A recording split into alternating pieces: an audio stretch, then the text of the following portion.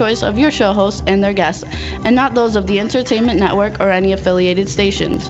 Any comments or inquiries should be directed to those show hosts. Thank you for listening.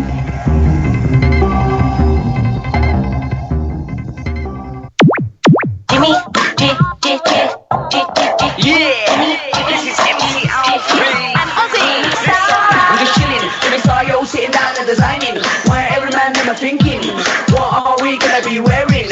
Yo, I'm a Liverpool MC, you can't trust me. Big up the girls inside the party. Let's get down to crazy Jimmy. Big up myself and known as Alfie, the one and only, the Turkish MC. Always love the clothes of Jimmy. British, I'm your what I wanna be. Jimmy Star, new celebrity. Hello, hello, hello! Welcome to the Jimmy Star Show with Ron Russell, bringing you the good times in music, fashion, pop culture, and entertainment. We got a fun show for you guys today. Before we get started, let's say hi to everybody. Uh-oh. I hear myself.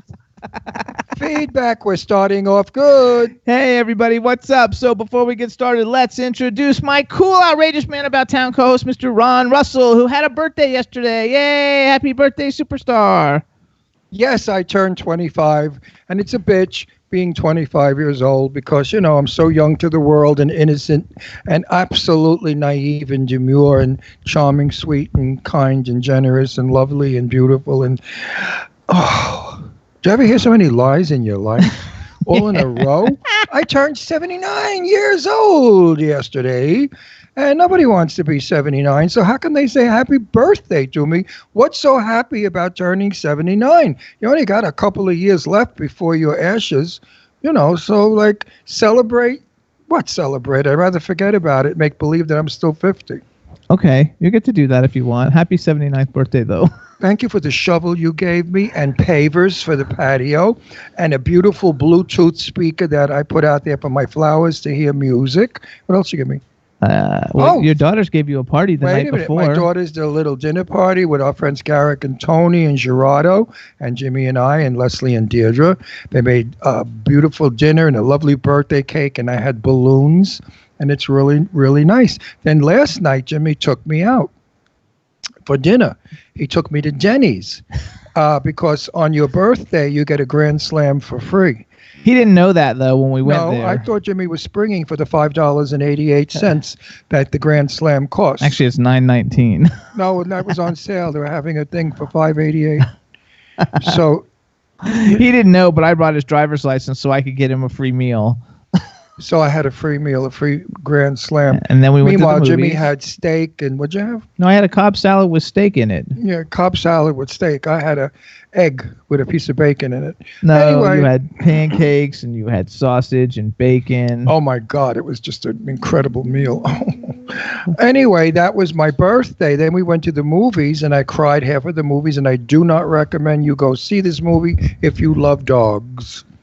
Because it's about, it was a fabulous movie. It's called Wonderful. The Dog's Journey. It's a sequel to the first Dogs one with Dennis Quaid. This one was better than the first one, and it is very sad because the dogs die and come back again. Reincarnation. So as soon as you like the one dog, it dies and comes into another dog. But it's a fabulous thing, and putting two of the dogs in it are dogs that we've had in the past.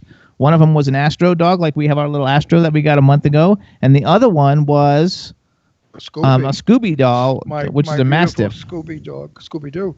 Anyway. So we got to say hi to everybody else, though. It's a great film. Go see it, but bring tissues. Yes, there you go.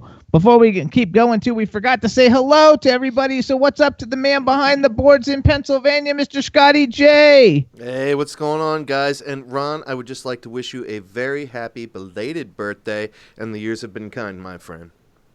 Yeah, where's my present? The years have been kind, though. That was nice. That was your present. I'm not interested in the years of kind. It's in the mail. What did you send me for my birthday? Do I have car keys to it? It's a surprise. Do I get car keys with it? Yeah. It's a surprise. Then we want to say to I want a Tesla badly. Our Sean Toos in Wellington, Florida at the W4CY studios. We want to say hello to Danielle. Hey, Danielle. She's a Sean Toos. Hello. Do you know what Sean Toos means? The singer. Danielle's a singer? She could probably sing. With that voice? Yes. Not at all. She can only sing on Halloween witch songs with that voice. Yes, I agree with Ron. I cannot sing at all. No, how are you, my sweetheart? I'm good. Happy birthday, darling. Thank you. What did you get me? My love. It's unconditional. That's very nice, but really, what'd you get me? So then we also want to say hello to the chat room. What's up? B. Claudia's in the chat room from Germany. She said she sounds like we had a nice day. And Eileen sent me a text message that she loves your shirt and that I take you to the nicest places. Eileen, honey, we know you years now. Have we ever gone to a place that wasn't a joint?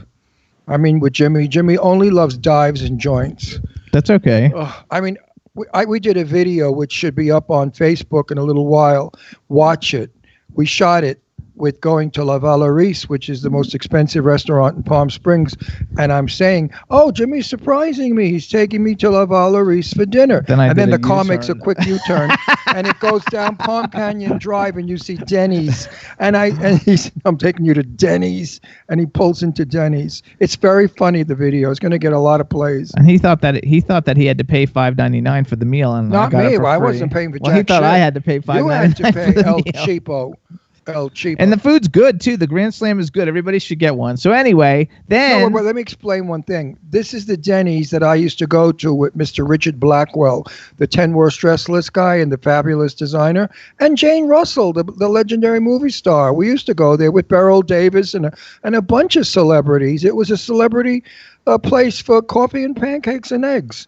So for me, it's no big deal going to Denny's because I've been there for years and years with so many legendary people. okay. So then Saturday, you guys, we went to a book signing. Yes. Of Sean Kanan's book. It's with Jill Lieberman. They put it together. It's called Success Factor X. I wrote the foreword.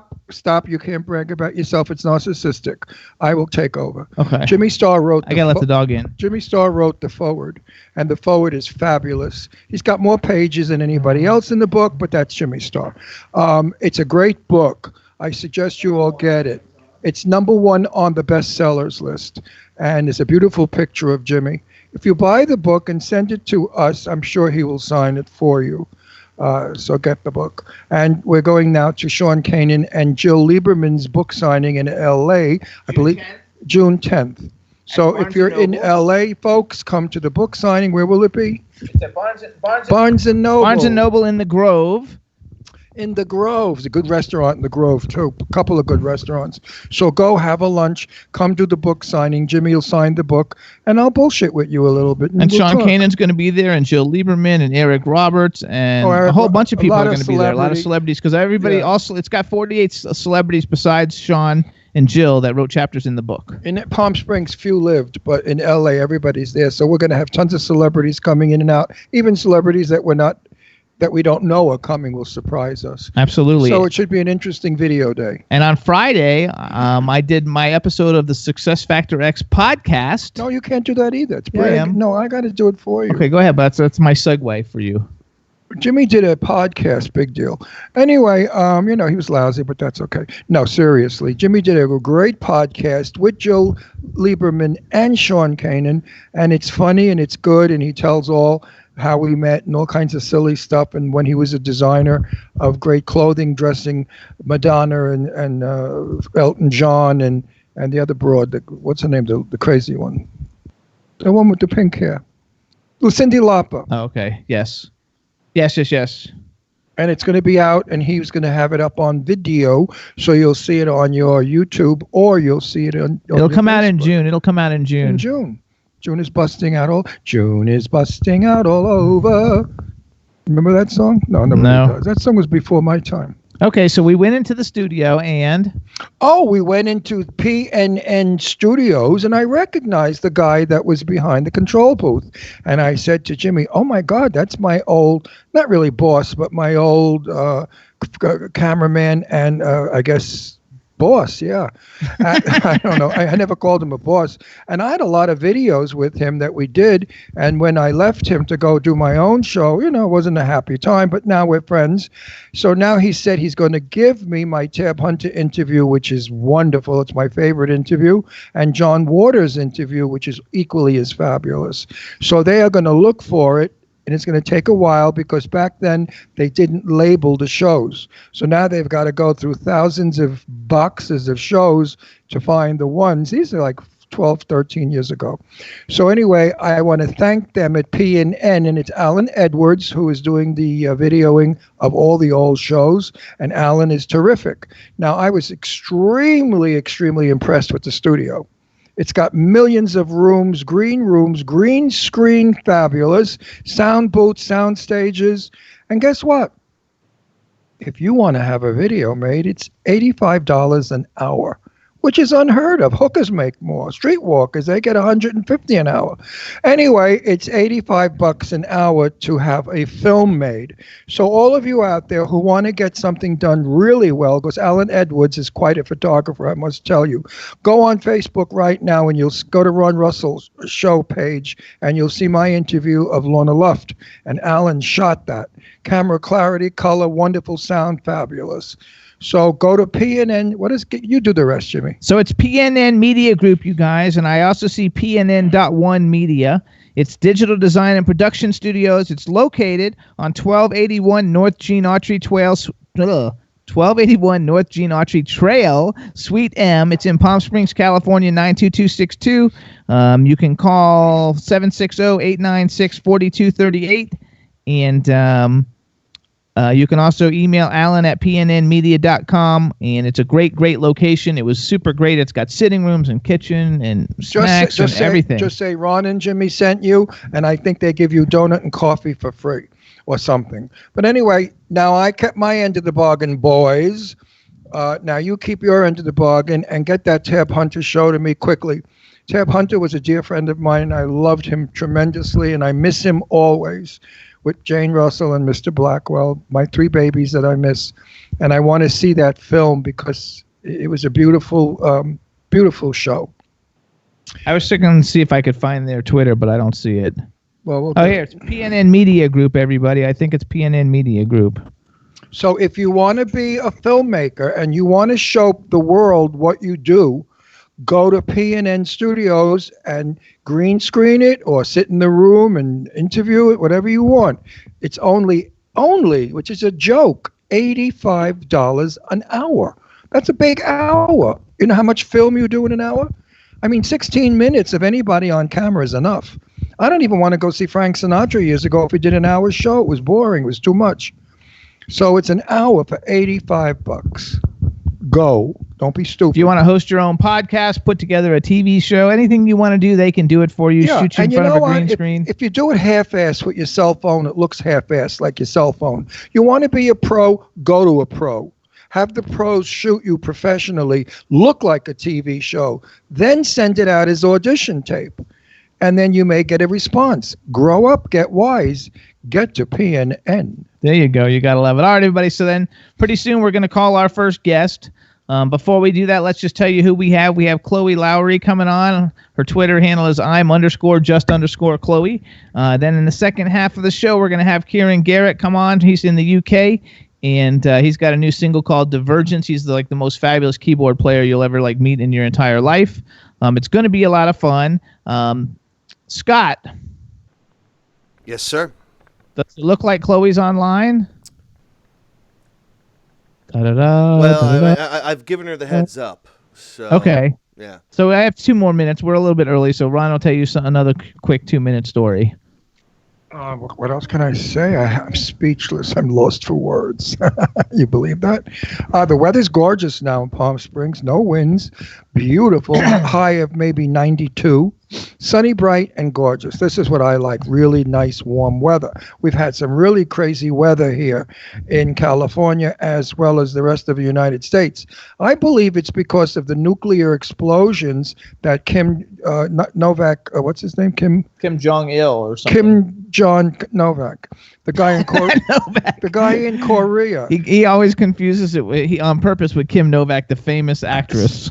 Anyway, I understand his nuclear bombs, the intensity are like 100 times the intensity of the atom bomb that we threw on Japan. So that's shaking up the planet or the water. Now, if there is alien beings in the ocean with their spacecrafts, then they are not able to get out of the ocean anymore to fly around Washington and be seen by thousands of people. So that might be the problem. Do you think I'm insane? Read about it. There you go. I heard that maybe the aliens were going to kidnap President Trump, and they were going to take him. Watch out, saying shit like that, we'll probably get I'm arrested. not saying anything bad. They love him so much, they want to bring him to Jupiter so he could rule and control, the people on Jupiter. There you go. The people on Jupiter. What They're are you gonna jealous do? that we have Donald Trump, and they don't. Actually, we'll do this then. So everybody, you can hear the Jimmy Star Show with Ron Russell live every week. First of all, you get to hear it with the fabulous Danielle and Scotty J live on W4CY Radio every Wednesday from 12 to 2 p.m. Pacific Time or 3 to 5 p.m. Eastern Time. You can also hear us on K4 HD Radio in L.A., Hit 1069 FM. That's in New York. Jackalope Radio in Kansas City, Missouri. We're also on iHeartRadio, Stitcher, SoundCloud, iTunes, Audio Boom, Podomatic, Spreaker, Apple TV, and Podbean. On television, you can see us on Vimeo, Roku, YouTube, and Comcast On Demand. Woo! One thing more I want to say. Eileen Shapiro called Jimmy and said, I want to get Ronnie, my friends call me Ronnie something for his birthday. And I don't want gifts, And Jimmy said, well, the only thing I could think of is buy him a couple of pavers for the patio because we're doing the patio. So Eileen said, great. And she bought me 10 pavers. These pavers are $5.88 each. So that was a damn hefty gift from Eileen. So now when the pavers are down and friends come over, I'm going to say, Jimmy Star gave me this section of pavers, and those huge big rocks over there, they're Eileen's. And those of you who know Eileen know she's got a set of jugs on her and they're real. They're not, no oceans are in those boobs. Those boobs. What do you mean oceans? The bags women put in is salt water. Oh. So are they really? Yeah, they have to go. They drain. She's laughing. They drained the Pacific and they drained the Atlantic if they had ever had to fill her boobies. Anyway, Eileen's a fabulous gal. And if a smart guy that knows her well would wake up, maybe he could find a romance there. There you go. Not giving names, not saying anything, but But just turn the page and you'll figure it out. Turn the page. Just look on the page and you'll see. That's right. And if you spill anything on it, you can use a Scott towel. Right. So wipe it up. remember, wipe it up with a Scott towel page. All right. So how are we doing? Can we try and call her? Well, what if we play her music video? And that's what we're going to do. Yeah, While we do that, we'll give her a clout. All right. So everybody, our first guest, her name is Chloe.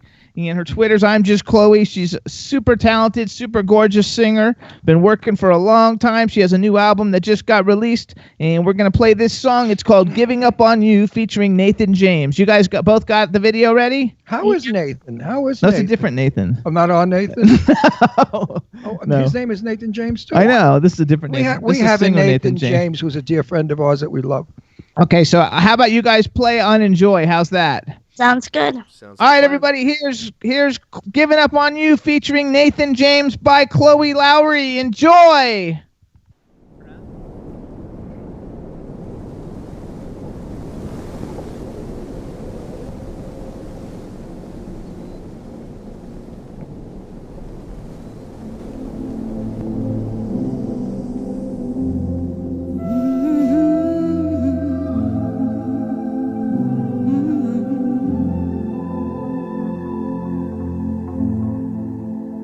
Your flaws, I loved your way, I loved you every way a woman could do. But now I don't know you anymore.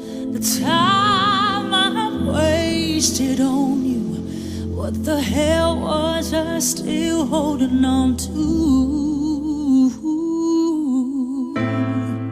You left me good, you left me dry, but loving always ends at a price. And this time it's two breaking hearts. My pride cannot be compromised. Can't hear the truth through these blinds. So go tell your problems to somebody else. Fly till your skies are blue. And go tell your heartache to somebody new. 'Cause love ain't enough to get us through. So baby, now I'm giving up on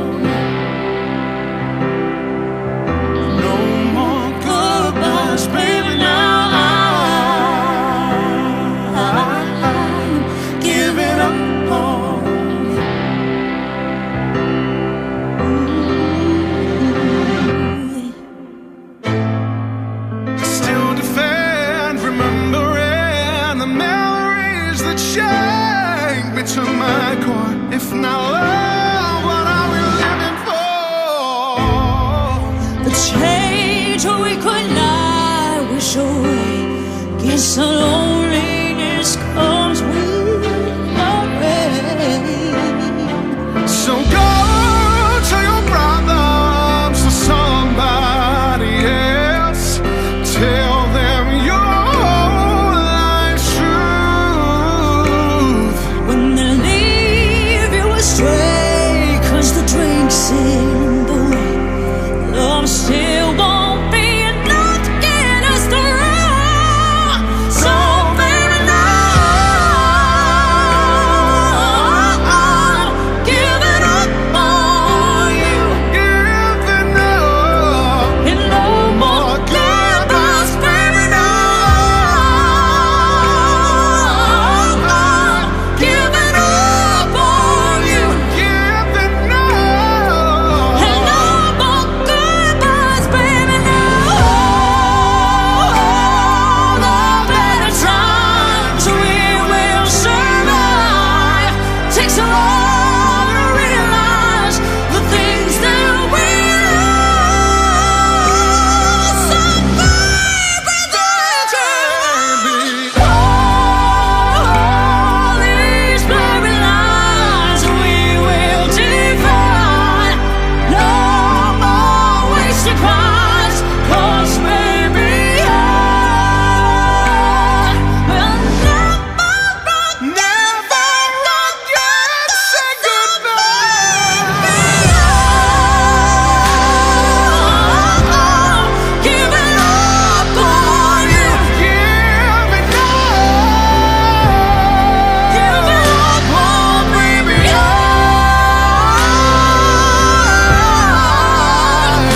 giving up on you. No, no, no, no, baby.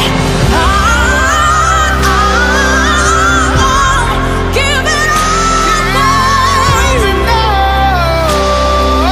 And no more goodbyes, baby. Give it up on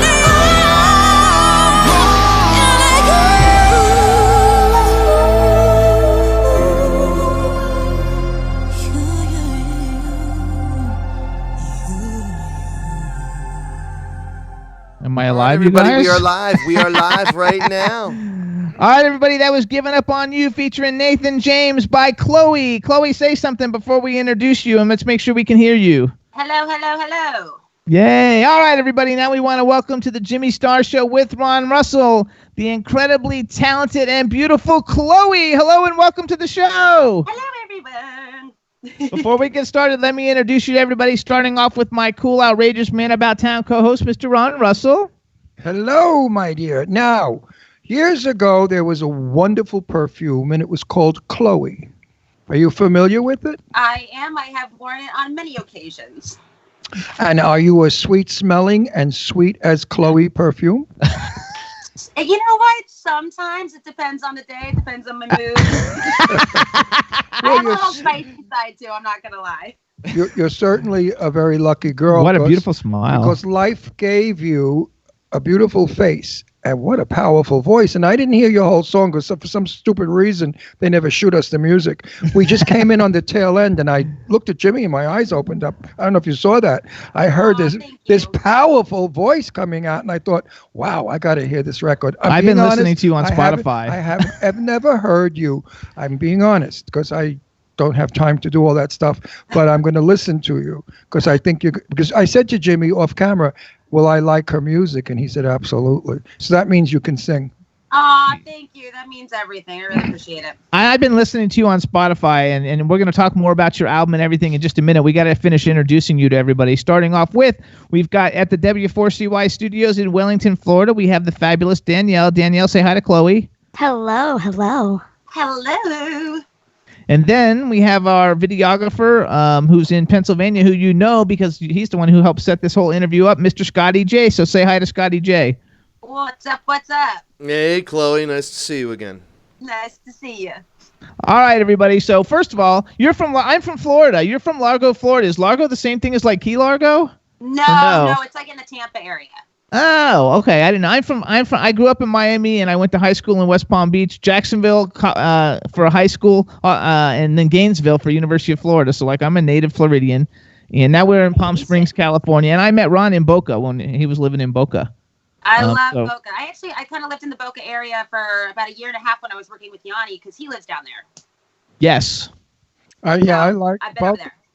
Boca's nice. I'm from Brooklyn, New York, in case you didn't hear it. So, I live in Brooklyn. I am currently in my Brooklyn apartment.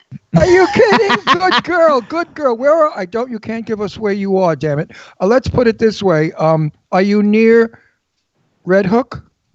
I am I would say closer to Williamsburg. Okay, so I know exactly where you are. The other way. Okay, I got you. That's all been refurbished, rebuilt and very expensive now. That used to be horrible. Slums, warlords, killers, all kinds of crap going on. Dreadful neighborhood. How it's all like been gentrified. It's insane. But Red And Hook's beautiful. and expensive, outrageously. Brooklyn is Very like, expensive. forget it. I mean, I know that we moved from Red Hook in 1945. We moved to Brooklyn Heights. My parents bought a house on the corner of Pineapple and Columbia for $3,200. Are you kidding? $3,000. No, I'm not. It was a two-story yellow. But he's talking about like he just turned 79. He's talking about 65 years this is ago or 80, 70 years ago. 1944, we were still at war with Germany and Japan, and my parents bought a yellow clapboard house on the corner of Pineapple and Columbia. I used to ride my tricycle all along the what did we used to call that? The promenade on the river. You're not in that area, are you? Are you in that area? No, not in that area, but I mean, close. Everywhere kind of, close to Manhattan, Brooklyn area, it's easy to get to. So I'm like 10 minutes away. Yeah, it's New York Extension. There's no question about it. So wait, why did you decide to? Where did you move from? But where were you before you were in New York? I mean, I lived in New York off and on since I was like 15. And I was in Florida with my parents. And I mean, I started really young. Like I had my first record deal when I was 12. So I was traveling a ton. And then I went to boarding school in Massachusetts for 1 year. And then I've been mainly in New York, but I was in Florida for a minute. I lived in California. Also, I lived in LA for about 2.5 years. And then I've been in Brooklyn for now almost 2 years. So tell me, okay, so you signed your first record deal at 12 with RCA. What kind of music were you doing then? We still don't know. That was like the problem essentially, is that I was a little girl and I had this big voice and they kind of didn't know what to do with me. But it was of the time that Britney Spears and Christina and all those, pop acts were coming out and they were signing everyone and everyone was getting a record deal. So they didn't know whether to make me either like a Mariah Carey or a Britney Spears. So I kind of got lost in the shuffle of things. Did you actually get an album released or did they shelf it? They shelved it. I mean, after September 11th, the record industry really fell apart, and including my project, everyone that was in charge of my project, and I was a priority artist too. Like everyone was fired. I was reassigned, and then it just kind of went to hell in a handbag. Yeah, I have friends that were in this girl group called Innocence, and they were managed by Justin Timberlake's mom, and it was like at that same time, and they released one record, and it did really good, and then like September 11th, and everybody just fell apart, and everything fell apart. Everything fell apart. In every profession and every life, I mean, that just changed the world. But for the music industry, it was just like a pivotal moment where everything really shifted. I also, though, read then eventually you also got signed to Hollywood Records, which that's like a big deal. Now, how old were you when you got signed to Hollywood Records? I think I was about 21, and it was kind of a deal conducive with the whole Yanni Voices project that I did with Yanni. After we did his project, Hollywood Records had the option to, as they call, upstream any of the artists that Yanni was working with. So they upstreamed myself and another artist. And unfortunately, that situation didn't go in my favor either. But I mean, I did get to work with a lot of really great songwriters. I got to live in California. So, it wasn't a completely wasted experience. No, I mean, I've worked in the music industry for 20 years. And so like, I have all kinds of friends who have been from all the different gamuts and spectrums. Like I'm really good friends, and we're really good friends with like the girl group Expose. And awesome. They sold, I don't know, and my girl. Hang on, wait, let me finish. They were the biggest selling girl act before Destiny's Child, and they didn't make any money. They made like $200 a show. They sold, 40 million records and didn't make a dime. And so I think now the way what you're doing, now who put out your new record? Did you put it out yourself? Me. There you go. I worked through Pledge, which was an artist platform where you Yes. can gain money from your fans. Although Pledge has also gone to hell in a handbag, which is kind of unfortunate, and we're kind of having trouble with it. But I got a lot of funds from that, and I put it out myself. I was tired of the whole industry thing. I've had, I can't tell you how many managers, how many agents, how many record deals, how many indie deals, things like that. And I was like, you know what, screw it. I'm doing it myself, and I'm going to do exactly how I want. I think it's way better. It's way better. So who are you going to tell him? Who are you going to tell her? Now the point's lost. It died. It went away. Okay, but you could But just I tell want your you to friend. know because I'm so proud of my new best friend. You know who she is? CC. Peniston. I say Peniston. Do you know who CC Peniston finally, is? I found someone. No, finally it has happened no, to me. I do. Finally, it happened to me. We met her on our show, and I fell madly in friend with her. She is absolutely one of the sweetest, kindest, most beautiful people in the world. So, Cece, if you get word of this, I love you. So everybody, this is Chloe, you guys. She's had some career she's still super young. Look how gorgeous she is. You look a little bit like Rebecca Knox from Orange is the New Black. No, now that we have a better screen and I see her clearer, she looks like one of my favorite actresses who we just spoke about, who I said, whatever happened to her? She's not working anymore. And you said, yes, she is, totally. Oh, you say that about everybody. No, you're full of shit. You're full of shit. I do not. No, but you don't know a lot. You say a lot of people aren't working anymore. I don't remember names. I'm 79. Yesterday was my birthday. My mind's going. Happy birthday! Yeah, I have to leave the business soon and go into a home. But anyway, you know who I'm talking about. She was married to, what's his name? The Italian guy with the Batman collection. Oh, Virginia Madsen. Virginia Madsen. Do you know who? From Candyman? From Candyman. You look like I've never gotten that one, but I like that one. She's an amazing actress. I'll take it. Yes. And she's a beautiful girl. And her boobs are real. We got that out of the interview. No, she's got all the information you needed to know. No, she's got a gorgeous chest, and it's real. Her husband, ex-husband, Antonio Banderas. No, not Banderas. No, Antonio Sabato Jr. Sabato Jr. Ex-husband. So hold on. I'm going to do some Chloe bragging now, everybody, before we talk about her new album, which we'll mention the name is called The In-Between. But first of all, besides having all these record deals and living all over the country, she's a vocalist for Trans-Siberian Orchestra. And I looked up Trans-Siberian Orchestra because I knew who they were, obviously, because they're super popular. But one thing I didn't know, and maybe you don't even know, Trans-Siberian Orchestra is the first major rock band to go straight to theaters and arenas, having never played at a club, never having an opening act, and never being an opening act. Did you know that? I kind of did not know that, but I feel like that's kind of half true because I feel like TSO came from another band called Sabotage, and they played clubs. Yes. So I kind of feel like that's like a half true thing, but that's interesting and good to know.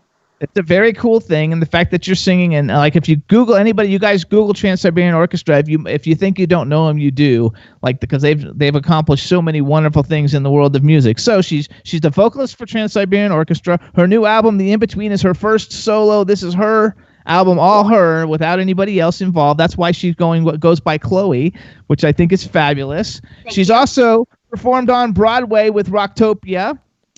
She recorded and toured with Yanni. She performed with jazz trumpeter Chris Botti. She was a soloist with the New York City Ballet, and she collaborated with hard rock guitarist Joel. How do you pronounce his name? Hoekstra. I mean, she's got so many accomplishments, and now the praise and rave reviews for her new album, The In-Between, is amazing. You guys heard the single that we played, "Giving Up on You," featuring Nathan James, who is also an incredible artist. So congratulations on the new album, and I wrote down it's Chloe's journey of grief, self-discovery, and ultimate acceptance. Tell us a little bit about the album, being from the fact that it's your kind of your solo thing because you work with so many big people. That sounds so heavy when you say it like that. That's what the record sounds like. Whoa, that's dark.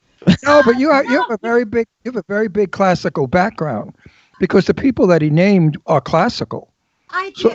Did you ever sing opera? Did you sing? I trained a little bit in opera when I was younger. I more gravitated to more Broadway singing, but I was trained by a classical teacher when I was younger, and then I went to more Broadway, more pop stuff. My resume is very strange. I have a lot of different influences, and I think that's kind of what made this whole record kind of unique. You'll hear all of those influences in the record, but basically I had a story to tell. I went through something that was not pleasant, and I thought it was a way to kind of just like vent my emotions. And I was going through just such big life changes, and I didn't know how to get my feelings out other than just to like write it down on paper. And it kind of just came out organically. And I was like, all right, I'm just going to put this out. I wrote it without judgment, without anybody's expectations of me. It was more of a selfish thing that I just needed to get out. And it's turned into a bigger thing than I even expected. And I'm really happy with it. So that's it. Listening to the little bit that I heard of your song, I would say that you definitely have a Broadway voice. You have powerful lungs, powerful voice, beautiful voice. Big. Maybe you should really just audition for Broadway. You're the next Bernadette Peters. You know, I've always, Broadway's always been like a kind of an afterthought, but I started in the industry more or less wanting to sing pop music. That's always been my first love, if you will. And although, you know, it's funny, if you took me to the Broadway stage, a lot of people say, oh, she doesn't have a Broadway voice. She has a pop voice. So No, not at all. Maybe not a today's Broadway voice, but I put you up there with the Mary Martins and the people that really, also Ethel Merman, the belters, the people that really knew how to control their voices. That's what I got from that little bit. I'll know more when I hear the whole song. But, you know, if I had a choice between Broadway or recording is very lonely. You're in a studio, you and the microphone. It's a lonely place. But Broadway, my darling, when you're on Broadway and the curtain goes down and the applause come up, there's nothing in the world like it. You know that. Yes. Oh, of course. So She knows. I want to see you on Broadway. I'm going to. No, but she knows that from being the lead singer of Trans-Siberian Orchestra, because they play like arenas. I know, but I would love to go to opening night of her on Broadway. I think she'd knock them dead. I know. I'm talking through my hat because I didn't hear the whole record, but the small amount that I heard, I looked at Jimmy and my eyes opened. I thought, where the fuck did this voice come from? I mean, this is a really good voice. I think you're too good for music. I think you belong on the stage. I'm being sincere. I think your voice is too good for the audiences of today that don't go to theater. Well, maybe I'll bring him in one of these days. You never know. Seriously. No, I think you're gonna. Go and audition. What the hell have you got to lose? You're 10 minutes from Broadway. Hit the subway. Go audition. You never know. Listen to me. I don't talk bullshit. We had a guy on 2 weeks ago who's a guitar player. He's a world-renowned guitar player, and he's in. And he just got and they came to him and they cast him in To Kill a Mockingbird, and he's like the onstage guitar player in To Kill a Mockingbird now. Oh wow! I bet you $10 you're going to be a Broadway star. So how big is your first of all, how big is your apartment? It's not that big. It's like a 1.5. I actually, you know, I'm all about trying to save money to actually buy something. Yes. So I kind of, you know, suffered a little bit on space, but I have two puppies at home, and I have a huge backyard that's a private backyard. So my apartment is essentially small, but my backyard is huge. Oh my gosh, what kind of puppies do you have? Tell us what kind of puppies. I have a French Bulldog, and I have a German Shepherd Husky. Oh my gosh, that's a big dog. Here, hold on. One second. I'll show you one of them. Hold on. We have 3. We have 3 rescues. Oh, here. Here she comes. Oh my gosh. I love when they do that. Hi. Hi, Pushface. Look at Pushface. He's so cute. This is Bodie. Hi, Bodie. Hi, Bodie. Hello. We love dogs. Last night we went and saw A Dog's Journey. You should go see it. Even though it's sad and you'll cry, it's a very good movie. Oh, you know what? I read about that. I totally will. It was very, very good. We have 3 rescues. We have a 135-pound Brazilian Fila. And wow. Mastiff. And we have Brandy, who's a little, what is Brandy? Old English Sheepdog Terrier mix. She's 35 pounds. And then we have a 5-pound baby who's Poodle and Terrier mix. So we love dogs. Aren't dogs wonderful? That's amazing. Don't you love your dogs? She's got a yard, though. I don't know what I would do without them. So cool that you have a yard. So, okay, so tell us a little bit about the In-Between. How many songs do we have on the In-Between?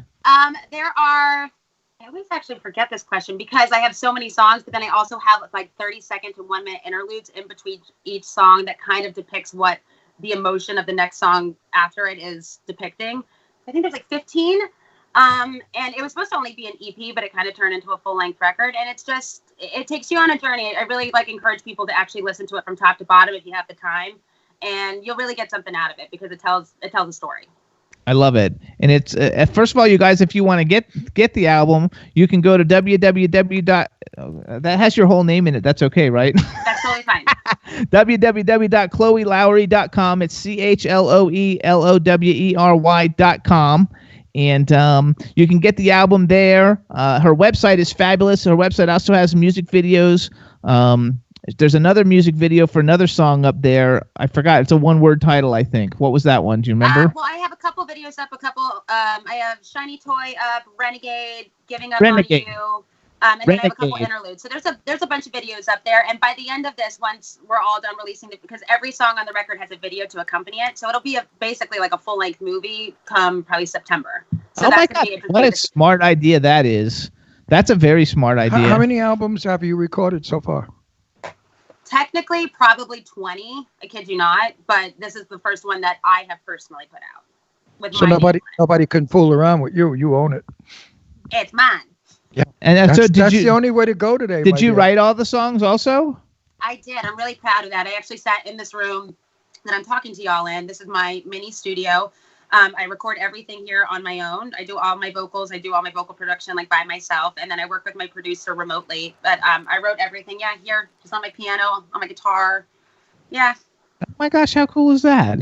I don't think it's It cool. was a little bit lonely. I'm not going to lie. But it was more just like that was like something that I just needed to do. And also, I just needed to kind of prove to myself that I actually could do it by myself. And I didn't need I didn't need to work with like Diane Warren to make like the best song of all time that like I just personally love. So I just sat here and did it myself, and I'm really happy with it. Well, you're going to be the new Diane Warren. You know what? That's like one of my ultimate goals, even beyond like when I'm done singing. I would love to just write songs for people. I think amazing. I think you should do the revival of Mame Dennis. I would love to see you as Mame, and you've got the voice for it. You know what? I'm going to go do it. I'm going to go tell every Broadway producer that I know we need to get that done. Tell him that Ron Russell sent you from the Russell Jimmy Star said Show with so. Ron Russell. And they'll listen to you because they're all terrified of me because I'm from Brooklyn and I'm Italian. I love it. I'll scare them into a lead part. Absolutely. Although I'll break their legs on a curb. That's all it is to it. I would love to see. Couldn't she do Mame? Absolutely. She could do anything. Stop the dude. Do you write songs for other people now? Do you write songs for people now? You know, I have a couple tracks on a couple of Yanni's albums. I wrote a song actually for Everclear, which is really random. I did a session and he ended up using the song for his record. So I have like little things here and there, and it's mainly just from being like co-writes that like people put us together to write songs mainly for my stuff. But hopefully in the future I'll write for other people. Everclear, though, that's a big deal. Everclear's awesome. I know it's so random, but I worked with Art for a while, and he's super fantastic. cool. Did Yanni fall in love with you? You know what? No, he did not. He was very much a father figure. He was very nurturing. You know, I was only like 19 or 20 when I first met him. He really just like took me under his wing. You're so his type because don't forget he was in love with Linda Evans. And you're on the Linda Evans type. There was no blurred lines there. He's wonderful. I love Yanni's music. It's interesting. It's different. It's challenging. She's it's recorded exciting. on a bunch of it. I know. I'm going to get there. How can we hear you? I mean, I don't understand how anybody could sing to Yanni's music. Just go check out the project Yanni Voices. You can. How do we get you? Yanni Voices, she said. Well, everyone. It's on Spotify. Let's do it again. How do we get to you? You can find my album on Spotify. You can type in Chloe the In Between. You'll find all my stuff. If you want to hear the Yanni stuff, you can look up Yanni Voices, and I'm all over that. You'll see it. My name's Chloe. It's right there. And then, unfortunately, with like Trans-Siberian Orchestra things like that, I don't have any recordings that I've done yet. I just have live stuff that you can see on YouTube. Okay, that's plenty of good stuff. Everybody gets it. So all the fans of Chloe, now you know where to go. Or yes, go on Spotify. Spotify. Go to my website. Go to ChloeLowry.com, and literally that's just like the Mecca. It'll lead you everywhere that you need to go. And you guys will love her website. It's super fan friendly. It's really easy to navigate. It's got a lot of cool stuff on it. And because sometimes you go to websites and they're so difficult to find anything, but yours is actually set up for people to just be really easy for them to see everything, which I appreciate a lot because I have to go to websites for every guest that come on. And sometimes we get these websites and you're like, oh my God, no wonder this person can't like sell anything. So now, that was definitely like a priority when we were building it. I was like, I just wanted to look aesthetically beautiful and easy, functional. Yes, that's what it is. It's fabulous. So now this brings me to the questions that I ask, and I really don't tell anybody, so it's just between you and I, the questions I ask. Oh, yeah. Okay. What's the love life like? You got a guy? I mean, the whole record is about a guy that I left. I was with him for almost 7 years. And that's kind of what started the whole record, was the big life change of leaving him and knowing that I had to go try to find a new life. And since then, I've been too busy working. I have not found Mr. Right, and I'm too damn picky. So that's where I'm at. Okay, so listen to me. If you're handsome, tall, thin, very rich, very generous, very kind, very affectionate, true blue, not a cheetah, and heavily endowed, you must definitely call this girl for a date. And you can follow her on Please do. Twitter. That sounds fantastic. Those are all my requirements in a nutshell. They're mine too. And you guys can find Chloe. She's on Twitter, you guys. It's at I'm_just_Chloe. Are you I'm_just_Chloe for like Instagram and everything else too? No, for Instagram, it's just at Chloe Lowry, my whole name. And then Okay. Facebook, I think it's at official Chloe Lowry. No, sorry guys, it's all confusing. But truly, just go to my website and then it'll point all Take the to directions. all of them. There you go. ChloeLowry.com. I love it. Yes, well, I'm going to say, Chloe, fun hearing you, seeing you, meeting you for the first time, and I'm not kidding you. I have this weird hunch, because I'm a witch. You know, seriously, my family, our family, we know things that happen. I don't know why, but my grandmother, myself, and my youngest daughter, we all have these crazy, we see people and we see things about them. And I do honestly see you on a Broadway stage or some kind of a big arena. I see you with a lot of people in the front of you enjoying what you're doing, and you're on a big stage. So either that's Broadway or it's going to be in a musical arena somewhere, but you're going somewhere, my dear. Thank you so much. Hey, I'll take that any day. That's not me. That's my witch's instinct. So I'm not everybody, doing it. listen up, everybody. So this is Chloe Lowry, you guys. She's an indie artist. She put this record out on her own. She let her heart bleed and tells you a whole story. You got to get her new album. It's called The In Between. It's everywhere you can get digital music. You can get it wherever you need to, or you can go to her website and you can get it. You got to follow her on social media. Buy the record. She lives in New York. She needs to pay her rent. It's very expensive. Then she needs, I'm a struggling artist. I need food, so please buy my record. Yeah, so buy the record. It's ChloeLowry.com, ChloeLowry.com. We also want to thank Alicia Brown from PFA Media for helping set this interview up, and we want to thank Scotty J from Rock Titan TV because he's the one who contacted Alicia, who helped me set the whole thing up. So thank you, Scotty J. We wish you all the success on the planet with this new record. It's fabulous. And look up Rebecca Knox on IMDb from Orange is the New Black, because we had her on not too long ago, and you look very similar. Wait, let your hair down for us real quick. Let us see your hair. Oh, I mean, it's crazy. I don't think you want to see it at the moment. Yeah, we want to see it. We want to see it all all over. Because it's short, it's crazy, it's curly. It's like Marilyn-y, but it's just crazy right now. it's sexy. It's sexy. It's just like Rebecca I love Knox. it. Look her You up. know what? I love it just the way it looks. It looks this fabulous. is I enough. mean, You this look. is crazy, guys. No, you Go look. ahead. It's so today. Undone hair is so today. My day, they would have put you in a crazy house. But today, that's so in. You're a beautiful girl with a beautiful smile, and I think I see and feel a beautiful soul. I'm pretty sure I do. Pretty sure I do. And I wish you, honey, the best of luck, the greatest of success, the best of health and happiness, and may you find the right man and have it all. There you I'm go. so grateful. Thank you so much. I really appreciate it. Thank you. Bye And bye. I mean it too. Bye, guys. Bye bye, honey. What a nice girl. What a fabulous, beautiful girl. She's a sweet girl. And she What looks a nice like a girl. lot of different superstar You know, people. I feel so sorry for everybody in my business. I sincerely wish that everybody in my business could get to be where they want to be and become who they want to become. And so many don't. And it's heartbreaking because they spend so much money, years, and effort and energy trying to be, and not everybody can be. Wouldn't it be ridiculous if everybody was Miley Cyrus? But actually, though, this one's got so much talent. She's got so much Listen, talent. I heard her voice. You know, when you're getting signed at age 12, No, so she's got it's going to hit. She's got, most people sing, it's all mechanical, as we've discussed a million times. They put you through machinery and you sound like Barbra Streisand.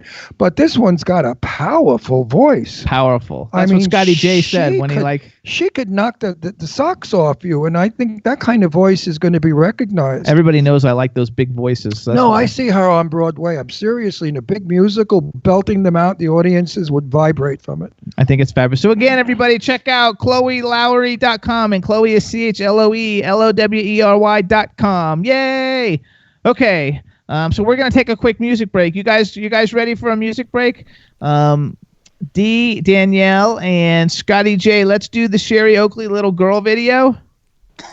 Okay, I'm ready when you guys are. Sounds good. Everybody, so this is country music artist Sherry Oakley, and this is a song she wrote for Mother's Day and Father's Day. I don't know if she wrote it, but she sings it. It's a fabulous song. It's called Little Girl. I think you guys are going to like it, and I'll enjoy you guys. So everybody, this is Sherry Oakley, Little Girl. Enjoy.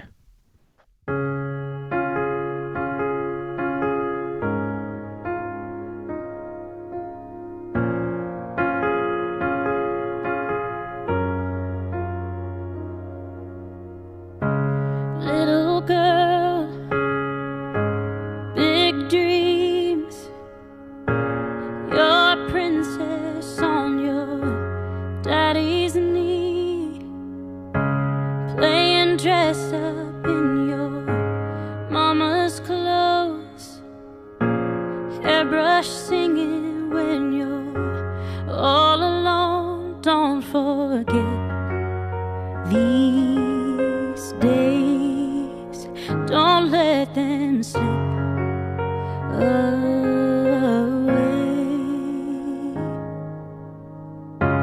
Keep on wishing on that star you're chasing. Listen when the mirror tells you you are beautiful. Find your happy ever after in this big old world, and hold on to that little girl.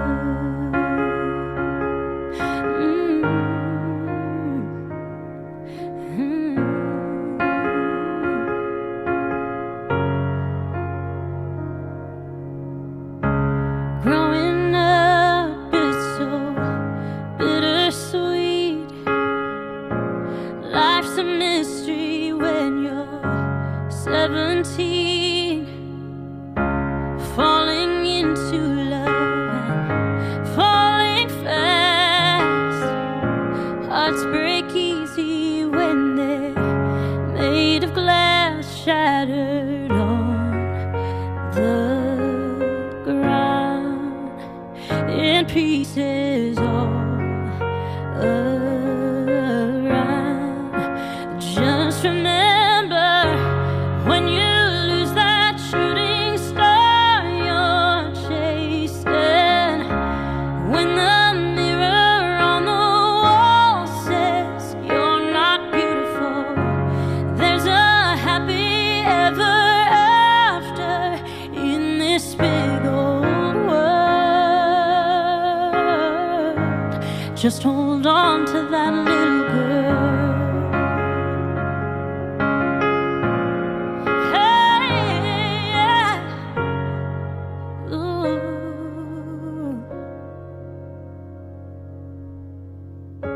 On Daddy's arm, in Mama's gown, you're a princess walking down the aisle.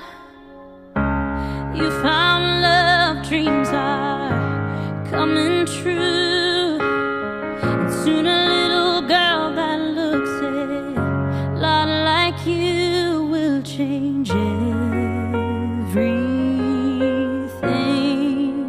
Hold her closer every day and tell her, keep on wishing on that star you're chasing. Listen when the mirror tells you you are beautiful. Find your happy ever after in this big old world, and hold on to that little girl. Hold on to that little girl, yeah.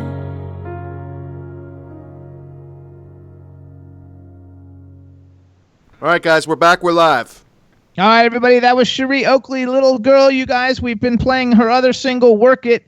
which is doing really, really well. And she's like a superstar. She's performed with everybody on the planet, and now she's gone solo, and that's her second song. But her first single was "Work It." I think everybody loves it. We also want to give a shout out to Dave Hughes, who's in the chat room now, who just got here and said that happy birthday to Ron. Thank you so much, JV. How are you, baby? There you go. You gotta love it. What do you gotta love? Huh? What do you gotta love? Dave Hughes. He's a cool guy. I know he's cool. Remember we had him on the show that one time. I know Dave. He called in. What's up, Dave? How's everything going? I have to talk a little bit about the movie I just wound up last week that I'm not allowed to mention the title or talk anything about the film because of this nonsense they do today. They're afraid somebody's going to steal the film. I mean, it's ridiculous. It's already been shot. How could it be stolen? But this is what Lionsgate or whoever gate, Devil's Gate, they want us to do. So I'm talking about a film that I just finished playing in that I cannot talk about. So how do you talk about a film that you you're don't? Not allowed You just to say you talk shot about? it and it'll be coming out in Halloween. So who gives a shit? That's the stupidest thing to talk about. Well, you have two films that'll be coming out in Halloween. Yeah, well, and one I could talk about, Circus Road, I could talk about. Circus Road, I play a minister who marries people and then sends them down Circus Road for a reason. Now, the reason, I don't know if I'm going to blow the plot, but the reason is I'm not really a minister in Las Vegas. I pretend I am. I get people's money. And then, of course, they're going to find out I'm not a minister and report me. So what do? I send them down Circus Road. Now, what happens to them on Circus Road is... You don't know because you've never seen it. No. Go see the movie. I'll see it for the first time at the premiere. That's right. So Circus Road. He's got this other one he just finished. Circus Road, starring Sadie Katz. Yay! Yes. Who's in Italy right now? We want to send love and prayers to Yes. Sadie Katz because we love her. She's filming a major movie, not a horror movie, a thriller. She told me the basic plot of the movie. Boy, is that going to be an exciting movie, my friends. Really exciting, and I can't wait to see it. So that's Sadie Katz in Italy. I forgot what the name is. I think she told me the title, and I'm allowed to use it. Next week, I'll tell you the title of the movie when he was on set too. When Ron was on set, we got to meet and hang out with. We had already met her, but we didn't talk to her too much. But the fabulously talented Felissa Rose, who is an icon wonderful in the horror industry. She was the star of Sleepaway Camp, and she's made like 100 movies. And she's super, super cool and gorgeous. And so we got to hang out with her, and that was a lot of fun. And Dave Hughes says, "Oh my God, Sadie, I'm drooling and dribbling." Thinking of taking a flight to Rome. You know, Jimmy Starr, when Sadie was at a party at our house, Jimmy Starr threw out a bunch of his old designs, which Sadie fits perfect. She could have been a Starr designer. And Jimmy said they were in the laundry room and she was changing and she was topless and just in panties. And Jimmy said, she's got the most beautiful body. Now, David Hughes, what would you have said? If you were in the laundry room with Sadie alone, topless, in just see-through panties, brief little... I just said that. That's anything else brief little La Perla panties, Dave. He says right now he's getting ready. He can't talk right now. He says no comment, but he's like booking his flight to Italy right now. When Sadie comes on the show, Dave, we're going to have a talk to you. We should actually let Dave call in one day when Sadie's there, and he can say hi to her. That's just what I said. That's just what I finished saying. Sadie will fix his wig, and she'll breathe heavy and talk. Dave will kill himself. But he's married. Dave, what does your wife think of these shenanigans? That's why he says no comment, probably. Right. What are you going to do? Who knows? So anyway, we got lots Sadie of fun things is a coming sexy, beautiful girl, and I love and adore her like my daughter. We're very close, Sadie and I. She's like one of my dearest, bestest friends in the world. He wrote laughing my ass off. I love her to pieces. He wrote laughing my ass off, which is fun. You got to love it. I'm not making a comment on that one. Okay. That's okay. Look at the dogs are all like running around the house going crazy. Brandy's looking for shit to eat. Why are we talking? Because we have 15 minutes before our next guest comes on. 15 minutes? We have to fill with... Well, I have a song we're going to play. With boring bullshit? It's not boring bullshit. Tell them, what else did we do? We must have done something else. We went to this cool party Saturday night after the book signing. Oh, yes, at Howard... not Howard Hughes. Hugh Hefner's house. Playboy magazine, Hugh Hefner. He had a house here in Palm Springs. And a friend of ours, Ariel, owns it. and we went to a party there. Let me tell you, this house was absolutely Playboy Bunny. You walk in, the swimming pool's in the middle of the living room, a gigantic swimming pool, round, and the ceiling is missing. It's round also, looking at the sky. Then all the furniture is around the pool. 5 bedrooms with 5 bathrooms and a million little lounge rooms where the Playboy girls sat as Hugh Hefner's male friends came and sat with them. So I'm wondering what went on in that house. Had a sunken living room. Dave. It had a sunken living room and a huge kitchen. All the bunnies were entertaining gentlemen in it. It might have been a house of ill repute. I don't know. Dave says he wants your shirt. Oh, it's cute, isn't it? You get it at Macy's. I think I got this at Macy's. Like $30 or something. It's got parrots on it. I like parrots. There you go. You got to love it. So we went to this great thing. Oh, wait. Eileen just sent me a message. Oh, let's just see what Eileen says. Oh, never mind. I can't say that. What'd she say? Nothing. What is it about what I said about? No, it's something else, but I can't mention Not about, you know who? It's no, not about anybody, but I can't mention it. Thanks, Eileen. You're right. What did she say? Nothing. Tell me in my ear. No. Hey, what's up? Michaela's in the chat room. What's up, Michaela? How are you? Say hi to Michaela. Hey, baby. There you guys go. Michaela, baby. So Eileen and I are going to be working with a very cool new pop R&B star, and he's a young guy. He's from Mexico. His name's Ian Guerin. Guerin or Guerin, I'm not sure. And, his album came out like two months ago, and his first single was called Roll the Dice. He's going to start a new single releasing soon. But this is a great song. I love it. I listen to it on Spotify all the time. Danielle and Scott, do you have Ian Guerin Roll the Dice? Yep, I'm ready to go. How about you, Scott? Scotty J? Yes, sir. I have the video. Yes, I have the video all ready to rock and roll. All right, so on enjoy. Everybody, this is Ian Guerin. The name of the single is called Roll the Dice. It's a fun video. Enjoy. Hello, doll. How you been? Life hadn't given us a chance to speak. So right now, I'ma tell you a story, sort of behind the scenes of you and me. The things that happened while you weren't here. Cause it's been a long time since you left, but I never got over you. I always thought we'd have another chapter. I promise not to mess up this time around.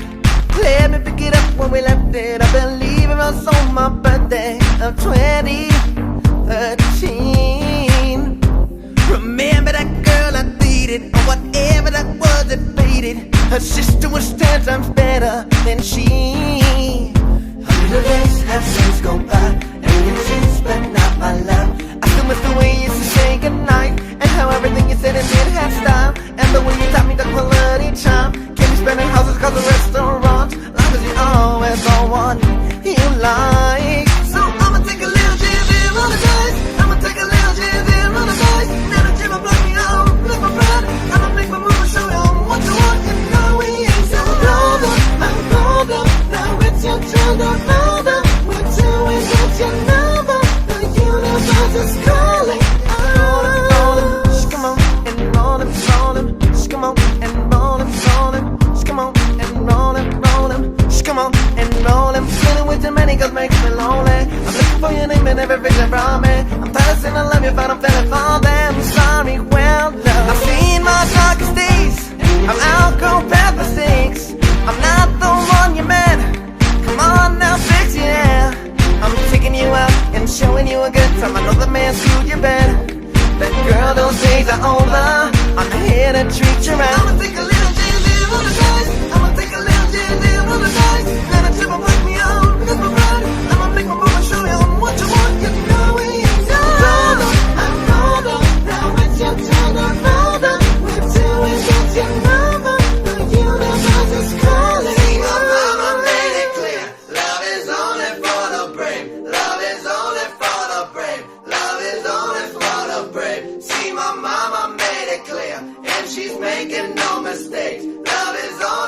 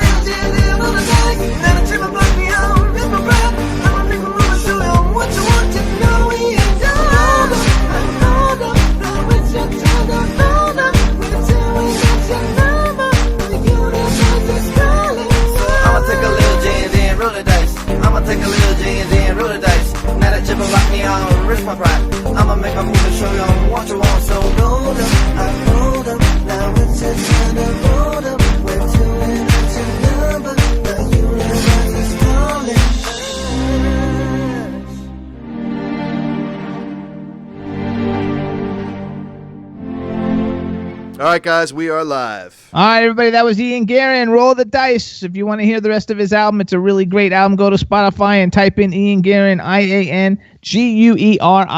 So what are you doing now with that? Singing. Oh, you're singing Roll the Dice or Roll the Red River? I'm singing Roll Jimmy Over and Have a Good Time. Roll the Red Dice. You guys should hear the stuff that we talk about when we're not on the air. Scott, our engineer, is sailing up Red River this week. I think he's the radio show perv. Say that again? It's going to be the new designated radio show perv. Yes, a new lady. Oh, yes. See, she likes that because the baton has been passed to Scott now. Yeah. The radio show perv. You see what happens now that I've gotten comfortable with you guys? It's like a nightmare. Well, that's because Danielle has become the Vistal Virgin. She doesn't have a boyfriend. She hasn't put out in about a month. So who was the guy you were with on Memorial Day then? Tell us. He's not the policeman or he is the policeman? No, he's some dude who is a high school coach and an MMA fighter. And a what fighter? MMA fighter. Oh, my God. Those guys are like What's tough. that? MMA, those people who fight in the cages. So what kind of The cages, submission like on holds did he TV, put they her go in the cage and fight. He's a prize fighter, boxer. No, not boxer. MMA means you can do anything. You see those cages and the people in the middle of the cages fighting? No, I've never He's seen a cage that. fighter. Yeah, you I have think because you that's- changed the channel because you don't like That's it. disgusting, putting people in cages. What the fuck is wrong with this world? They make a lot of money. I know that, but garbage sells. I mean, putting people in cages. No, big cages. I don't care. It's primitive. Masters So of how the did you? submission hold. So how did you meet this one? How did you meet him, Danielle? Right, so you know my friend that I take pictures with on Instagram all the time, the tall Yes. dude. Well, we were at Renegades and he was like talking to some people and I was just like, oh my God, who is that? And he's like, oh, well, I talked to him, like, you know, he's a friend of mine that works at a second job. I was like, oh, is he single? And he's like, yeah. So I was like, all right, I need a couple more drinks and then I'll start to flirt because if I don't, I'm like Ricky Bobby in that interview. I don't know what to do with my hands when I flirt sober. I can't flirt sober. It's a train wreck. So I got his Snapchat and we just started talking and, you know, yeah. You can't flirt so because you don't come across. I have me as- not an idea what she said. She has to have a drinks to flirt, and she got his Snapchat, which is a social media. And what about her hands? What about her hands? I don't know. It's She like, said- I don't like. I'm very awkward. I'm socially awkward, especially when it comes to like the opposite sex. Dating in general, I'm a very awkward person. So like, I do weird things. Like I try to. My grandpa's Italian, so I talk with my hands a lot. And when I start to flirt sober, like I really don't know what to do with my hands. I don't know what to say. I'll tell you what to do with your hands. Grab him by the balls and rub a little. You'll see how fast he'll go home with you. I think I was at the bar one time before like I started drinking, and this dude came up and started talking to me, and he said a joke, and I was like, it snorted so loud. I'm just like, yep, this is why I'm single. It's horrible, I'm telling you. Like, I am confident to an extent, but then like I get around like somebody I find attractive. I saw this shirt. It says single and ready to be awkward around people I find attractive. I was like, oh my God, that's me. Absolutely. Don't you dare wear that shirt. Wear a shirt that says I'm a piece of ass. You should be so lucky. I have go. a shirt that I wear. It's a tank top. It says I touch beards on the first date. Good. But don't you ever put yourself down on a T-shirt. What are you, crazy? I am socially awkward. I feel like that's just my cute. Yeah, but you keep that a secret. You don't tell people everything. You know, you got to be a little mysterious. I mean, Walk into a room, smile, look at a guy, then don't look at him again, then look back at him and smile, then don't look at him again. That confuses him. I guess I do. I guess like I'll meet new people and I'll walk into the bar that I go to on Fridays to go line dancing, and they're like, "Yo, D, I don't want to talk. I didn't want to talk to you at first." I'm like, "Why?" They're like, "You come into here and you look like a bitch. Like you have resting bitch face. Like you just walk in the door and you act like you own the place." I was like, "I don't think I do that." They're like, "Yeah, you're very intimidating." And my best friend that I take pictures with all the time, I would say, like when I first met him, he told me straight up, he's like, I was scared of you. And he's like 6'2". He's like, yeah, I didn't really want to talk to you. The next guy that says to you, you have a bitch face, pull down your jeans and panties and say, well, what do you think of this face? It's actually pretty clever. Okay. And then you'll hear him say, oh, what a pretty poussey face. And then they melt. They become slobs. Nah, that's true. You know? Actually, Florida men are like their own type of breed of men. They're all, I don't even understand. Like, I want to move out of Florida so bad. I'm just tired of all the dudes here. They don't know what they want. Don't move to Palm Springs because everybody's gay. No, but they're men are the same all over. It's the era. It's the me era. It's the text phone era. You know, they text each other, "I love you." Nobody tells anybody anymore they love them. It's all on Facebook. I love you. I love you. I love you. In my day, you told people you loved them. That's what I'm saying. Like my ex-boyfriend, like we were together for like 4 years, and he always asked me every year for my birthday, what do I want? And I said, I want you to handwrite me a letter to tell me how much you love me. He's like, why? I tell you I love you all the time. I was like, no, just like handwrite it. I don't want it in a text message. They don't know how to handwrite. They don't know how to do script. Michaela in the chat room says Danielle needs to embrace her singleness. In the right time, the man will find her and appreciate and love her for who she is, which is true. But in the meantime, you have to whore around and have some fun. I told you the secret. You never listened to me, Danielle. You date 5 men at the same time. That you must do that because that builds your self-confidence. Out of the 5 men, you'll get 1 you like and 1 who like you. The rest of them are just toys.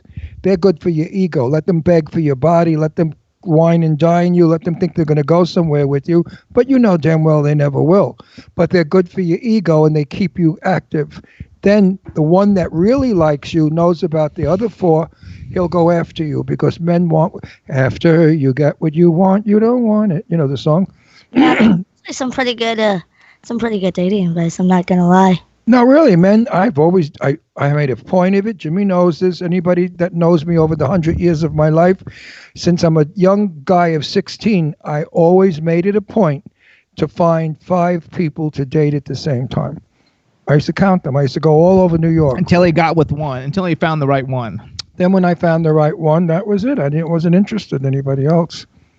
You know, but you have to date 5 because one is sloppy looking, one is ugly, one has no teeth, one has no hair. You know, they all have something wrong with them.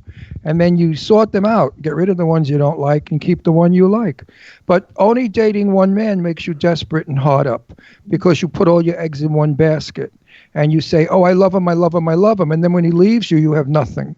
But if you have 5 men and the guy you like leaves you, well, you've got 4 others to go out and have a good time with. So the lesson here is everybody have a harem. It's not a harem. It's, you know, in my day we dated. My sister used to date like crazy also. Back in the 1950s, women were not putting out like they do today. Women were still virgins. They wore girdles and panties. And before you got to their bodies, you had to go through elastic and snaps and wires, and who the hell could bother? But women were virtuous back then. A man wouldn't marry a woman that put out. If she gave to him, he'll say, oh, she gives to everybody. I don't want that woman. She's a whore. So women were virtuous. Men dated women. They dated lots of women at the same time. We all dated a lot of people at the time. We used to go to dances on Friday night to pick up the guys and girls that we would date on Saturday night. Because Saturday night was the loneliest night of the week if you didn't have a date. I mean, I remember girls that didn't have a Saturday night date, they would lay on their beds crying because they were embarrassed. It was a whole different time. So anyway, now we've got to go, though, to our next guest. Okay.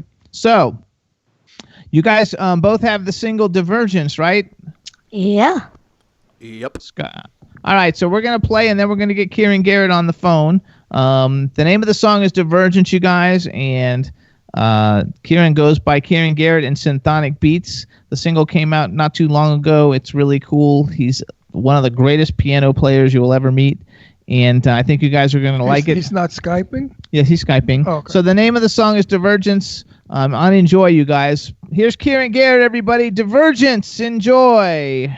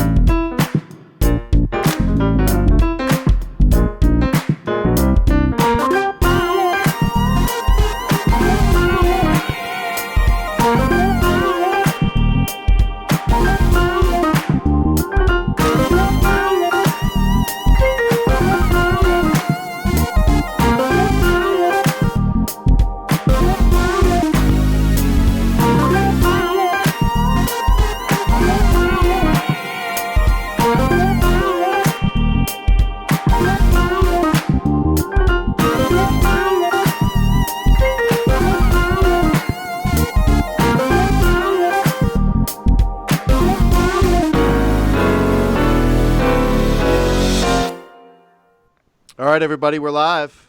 Hey, everybody, that's Kieran Garrett, and that was the single that he just released recently called Divergence. Say something so we can make sure everybody can hear you. Hey, how's it going? Good, and did I pronounce your name right? Yeah, Kieran, yeah. That's right. All right, everybody, now we want to welcome to the Jimmy Star Show with Ron Russell, the incredibly talented Kieran Garrett. Hello, and welcome to the show. Thank you very much. How's it going? It's going fantastic. Actually, everybody in the chat room is loving it. Somebody wrote it reminds me a bit of Shack Attack, which I don't even know what that is. Yeah, no, I remember. And it would be a great spin in the funk scene in the UK, which he is in the UK, everybody. And in the dark. And he's in the dark. And let me introduce you to everybody, Kieran, starting off with my cool, outrageous man about town co-host, Mr. Ron Russell. If ever I get to England again, I'm going to punch you right in the face when I see you. Because you are so handsome and we don't see you. Now call your wife, tell her to come in, get that floor lamp and aim it at your face. So at least they see a minute of your face. Please, please, please. You got to help us out here. There we go. No. Aim it more. No, actually, let it go across your lap. Let it go across your lap. Look how handsome he is. Look, he's that's good. You can see you handsome that and the way. son of a bitch is in the dark. I can't believe him. See, he only gives a shit about this piano. He don't care about his looks. Look, you're in this piano room. He's not vain. He's just a piano guy. So besides Ron, we've got our engineer in Pennsylvania, and his name is Scotty J. So say hi to Scotty J. Hey, Scotty J. How's it going? Hey, what's going on? Good, sir. Good. Then we have Danielle, who's in West Palm Beach, Florida. Danielle, say hi to Kieran. Hello. Hey, Daniel. There Listen, Karen, do you have any candles? Probably. Well, light a friggin' candle. Seance. Darkness is really upsetting. I know, Jimmy. but don't worry about it. You can see him. We can see Now him. you have to play the piano for us because we can't see you, so at least we can hear you. Do something. He'll play something in a minute. We got to talk to him first. No, I want to hear the piano. I don't like him. He's in the dark. That's okay. Don't worry about it. He doesn't matter. It's his piano that counts. Who cares about him? So you guys, Kieran goes under the name Symphonic Beats. His Twitter is at Symphonic Beats. SYN. There was a group called Symphonic Beats. Symphonic, not phonic. Sonic. I said symphonic, you hard of hearing old queen. Yeah. Symphonic Beats. It's SYNTHONIC Beats. And you can go to symphonic.biz for his website. He's classically trained on the piano and tuba at age 7. Do you still play the tuba? No, God no. He smokes. He probably smokes and lost all his hair. No. You smoke? You smoke? No, not me. Everybody in England smokes. Did you notice that? Yeah. English people have rotten teeth and smoke a lot. And they tell you, That's quite a generalization. My friend James Jessup, who is very English, and a dear friend, said that to me. He said, everyone in England has bad teeth and they smoke a lot. Now, I learned that from an Englishman. I know, but we've had all kinds of English people. Look at it. First of all, smile. How can you see it? You can't You can see it. What do you see? You see a nose. No, you can He's see smiling. Do you know he's smiling? There you go. Oh, now we can see. Son, where can I sit where you can see me? Yeah, there you go. That's lean good. back, Lean back. Lean back for a minute. Go back a little bit more. More. Yeah, Oh, now we can see you. You look like my ex-brother-in-law Jan. Look how nice you look. You got nice teeth too. See, you're white. We thought you were African American for a while in the dark. But you're white. Now, seriously, you're going to play something for me in that piano, or you're full of shit? Well, this out of tune old thing. I just teach on this. What do you want? Only one thing that you must play on the piano that everybody does: Autumn Leaves. Oh God, I hate that tune. Okay, on to the next one. How cool is that, though? Everybody plays Autumn Leaves on the piano because they like the tickle where they go. Those autumn leaves drift by my window. He plays his own music, though. Yeah, well, it's a piano. Did you play by ear, or are you a reader, or do you play by ear? No. I'm classically trained and then self-taught in jazz. So yeah, I can read. But you don't play anything by ear, by feeling, by sounds. Yeah, partly. Yeah. It's a mixture of everything. Because I knew a wonderful piano player. In fact, I dated him. He was a soap opera actor by the name of what was his name again? I don't know. Jesus Christ, I'm so old. Anyway, he used to play piano at the Blue Note, which was a nightclub in Greenwich Village. And boy, what a jazz player he was. He used to play the Harlem Nocturne. Do you know Harlem Nocturne by piano? Yeah, vaguely. Yeah. I mean, those are pieces that solos just knock the shit out of people. He used to go crazy. Yeah. KC Michaels. That's who it was. So hold on, go back. So first of all, where in the UK are you? Kingston, Southwest London. Okay, so he's in Southwest London, everybody. They speak English there. I know. The rest of England doesn't speak English. What do you mean it doesn't speak English? They speak like Cockney or Weirdney.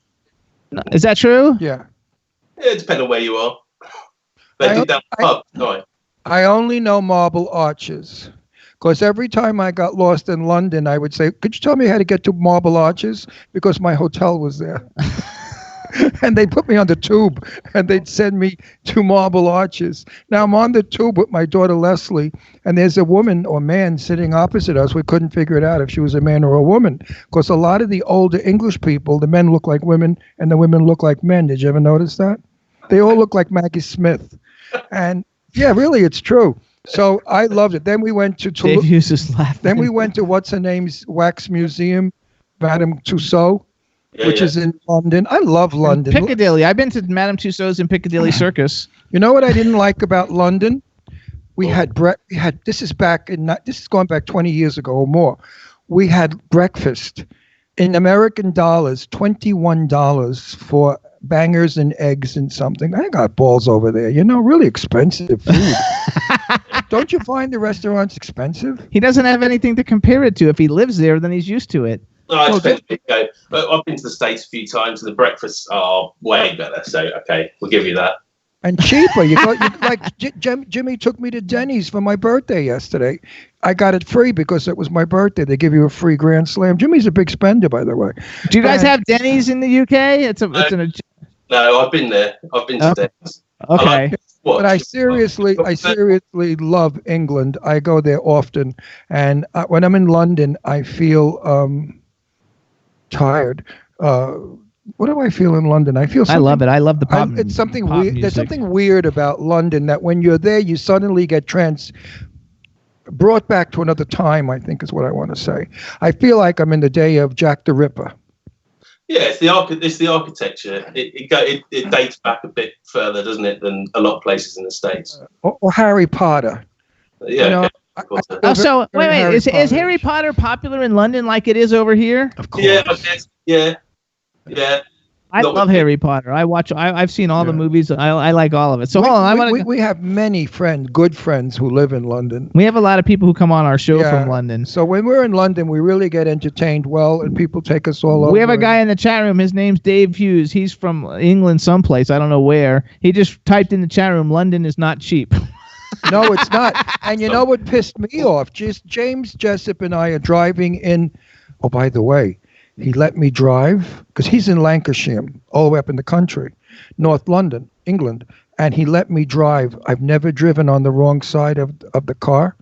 Guess what? I knocked the mirror off somebody's car. A parked car, because I got all fucked up. Anyway, we go into London, and I think it was $9. And I said, what's the $9 for?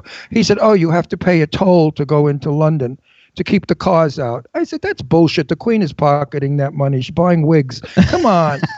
$9 to go to London. What kind of bullshit is that? We have to pay that, though, to go into New York. Those are tunnels that you have to pay for. This is a road. This is no tunnel. It's a regular road. That's the congestion charge you're talking about, right? That's certain times of the day. It's not. It's like if you go in the evening, it's free. It's like after 6:30. There you go. I love the accent. I loved Lancashire. James took me to a pub that was back from the days of the Three Musketeers.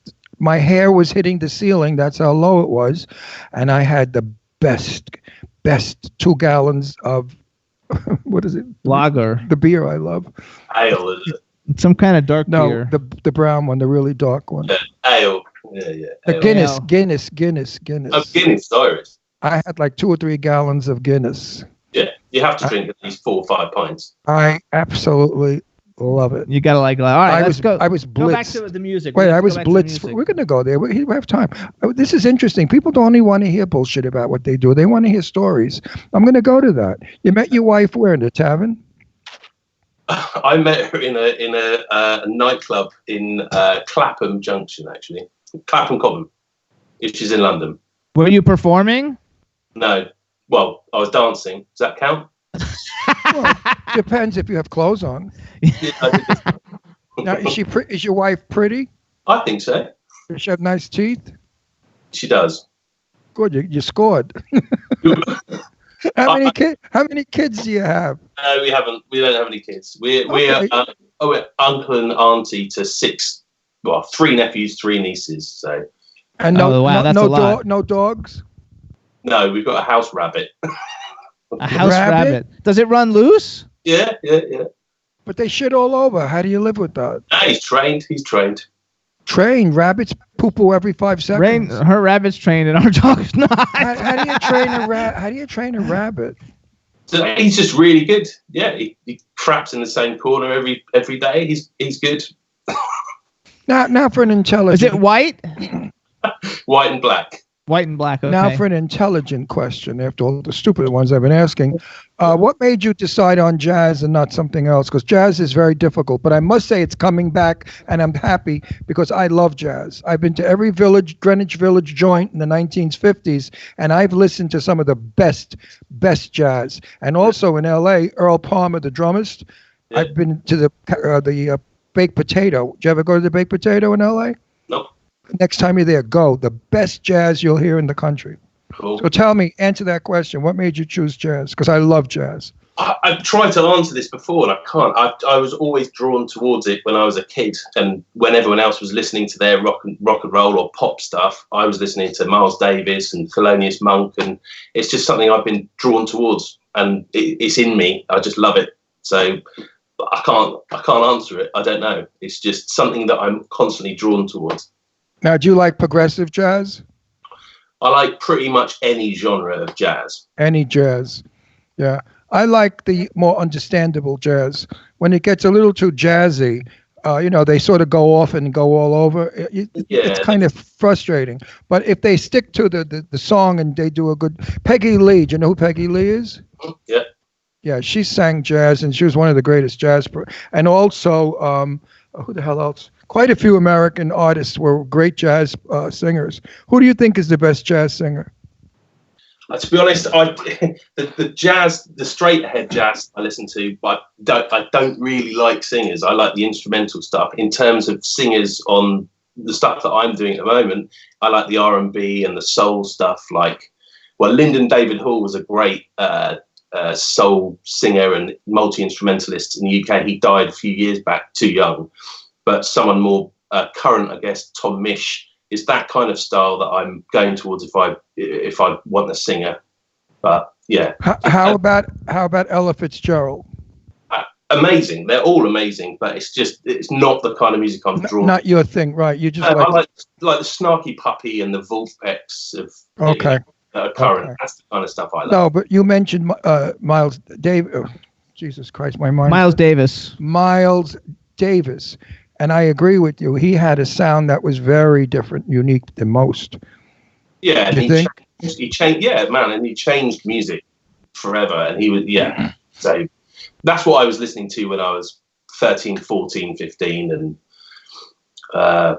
Who do you listen to now that you're older? Because Miles Davis and Thelonious Monk, those are older. Are there other contemporary artists that are popular that you listen to now that you like? Yeah, so I mentioned Snarky Puppy from the States. Yes. I love Anomaly. I absolutely love. Canadian guy, and he's all around Europe and touring constantly. So that's the kind of stuff that I kind of wanted to emulate last year with the debut EP. Now it's kind of pushing more towards the funk stuff that I started playing years ago. And so my new track coming out, even the latest one, but the newest one that I haven't released yet, it's got a singer. I'm just getting guest spots from all the guys that I've met over the last few years. Got singer, sax player, bass player, and they're all amazing players. So yeah, it was supposed to be electro funk down. What's it? Can't remember. It's edging. it's edging towards just out and out funk. But I don't want to put it in a box. It just whatever comes out comes out. But it is fun. Okay, so now impress me. Play something really quickly, a little bit of something that's going to impress the hell out of me. Let me hear your true technique. You're not going to hear this, are you? Are you going to hear this? Yeah, everybody can hear it. Yes, we can hear it.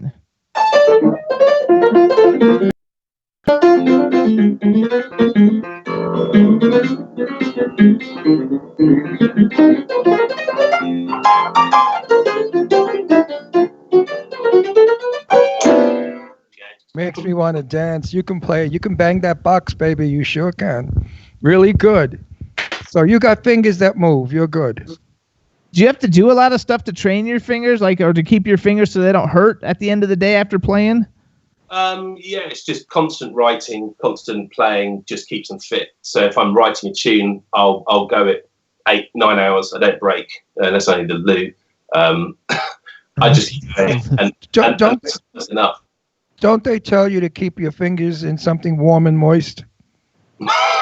Where are we going? That's for all the pigs out there. So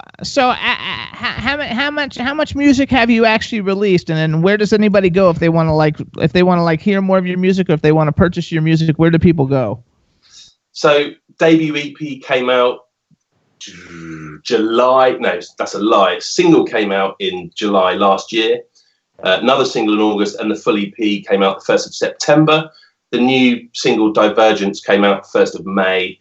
Next single is going to be.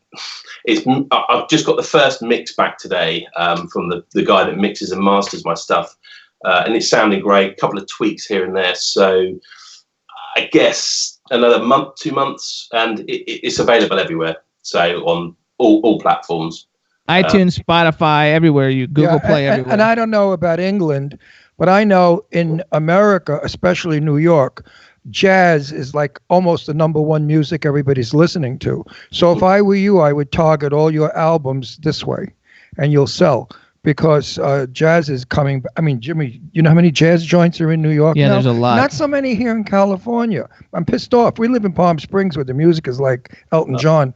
But, I wish we had jazz clubs here.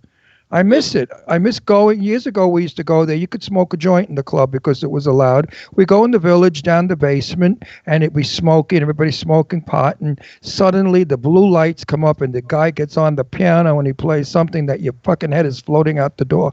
It was a wonderful time for jazz. It really was.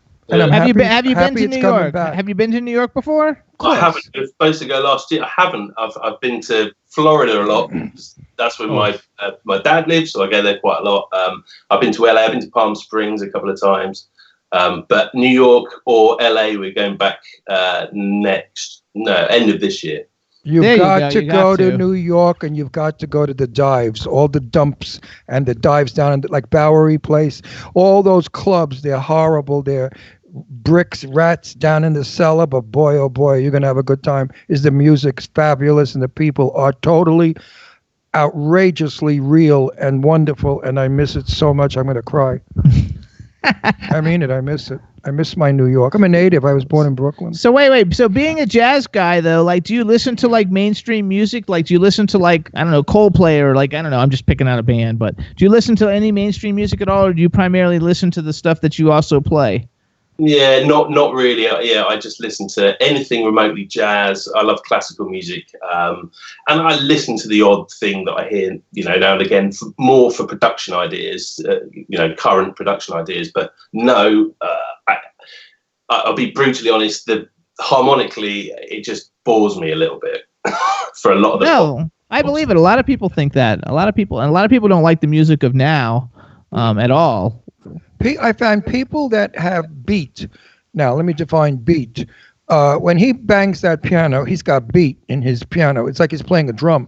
I find that people that have beat in their music do not like any other kind of music because they're missing the beat. Do you agree with that? That jazz has a beat? Yeah, it's a feel thing. So yeah, you've either got feel or you haven't, and yeah. So I think that's what you're getting at. It's that innate. Yeah. Yeah, I don't think jazz people don't dig a violin. Anybody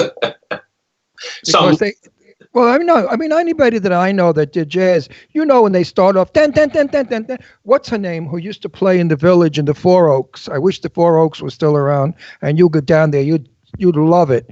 This black lady she died, by the way, at the piano at like 90 years old. She played in the Four Oaks club for years. She was some hell of a jazz player, and could she sing?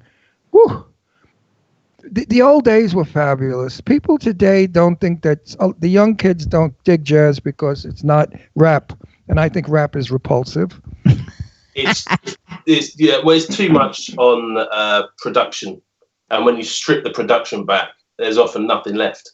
Yes. I don't find anything ingenious about it, talented of it, or creative. I just think it's a bunch of people talking like stupid idiots about the crappy neighborhood they live in, or how bitchy their women are and they want to beat them, cut them, and kill them. So, I'm not happy about rap. But if I hear a good jazz soloist really going berserk on the piano, which sometimes they do, and they forget what they're doing, they just go off into another planet. Yeah. It stimulates my blood. Yeah, man. Good. Well, I'm glad there's some listeners out there. Absolutely. It really stimulates. Doesn't it? Like we use the expression, it sends me. They don't do that anymore. Like your piano would send me. If I heard you in a club, I'd say, wow, his piano sends me. Are there clubs in the UK? I mean, I know you've played a lot of clubs in the past in the Q Play in the UK and places. and I know you have a quartet, the Kieran Garrett Quartet. I don't know if you still have that, but like, is there places for you to play in the UK, and is the music well received in the UK? Yeah, there are places. It's tough because I also do a lot of tutoring, and every year on year we're pumping out another 1,000 amazing players, and as we go, you end up having 1 million amazing players that all want the same 10, 12 gigs in London, and it's tough. It's really hard. And once you secure that gig, you think, oh, I'm good to play there, every 2 months. But it doesn't really work like that. It's often hard fighting for that second gig, as hard as it was getting the first one. So it's dependent on who you know. His contacts is probably the same as everywhere. Yeah, that's the way it is everywhere. You should come back to Palm Springs and play here. We could book you easily. We know everybody. Seriously. Think about it, Jimmy. How can you get booked here? I don't know, because I don't know any jazz club places. We don't need a jazz club place. We need like the Purple Room. All we need is a piano and a bass fiddle and a drum, and he'll fly. A little shit like that. I don't know. And the music is incredible. I know that we have older people here, and we have intelligent people here, and wealthy people. Everybody would love your music. Yeah, wealthy, intelligent people love jazz. No, it's true. It's true. It's true. When I used to go to all the clubs in New York, the bigger clubs, not down the Village, the uptown clubs, all the swells would come in big limos, and the dames with their furs, and the guys, they're the rich elite. They'd come and they'd sit there and do cocaine and love the music. Yeah. Those days were fabulous. I'm 79, so I live in the past. Fuck all of you. You can't. You're shitty. Today it's so shitty. Everything is so crappy. I'm happy I was born then. I'm so happy I lived in the world when it was fabulous. Not this stupid world today of rap and loud. I go to these clubs because we have to, and I put earplugs in because they hurt my ears. They have to have these speakers the size of motels blasting. I mean, what is that shit? Loud is good? No, loud is confusing. I like loud. Yeah, I know you do, because you're one of those I'm talking I am about. one of those. Hold on. Wait a minute. One thing, you wouldn't understand his piano, because he plays a clear piano, and you would never get what he's playing because you're not listening to it. But when you're listening to the loud music with the drums and people screaming, you can't make out any of it. So you really can't say, well, this instrument or that instrument is good. You're all bewildered by the loudness. He plays a solo piano, and he can go soft and quiet, and then suddenly come up and make you crazy, right? You can control the audience. Not anymore. Not anymore. Now they just get loaded and jump up and down like idiots.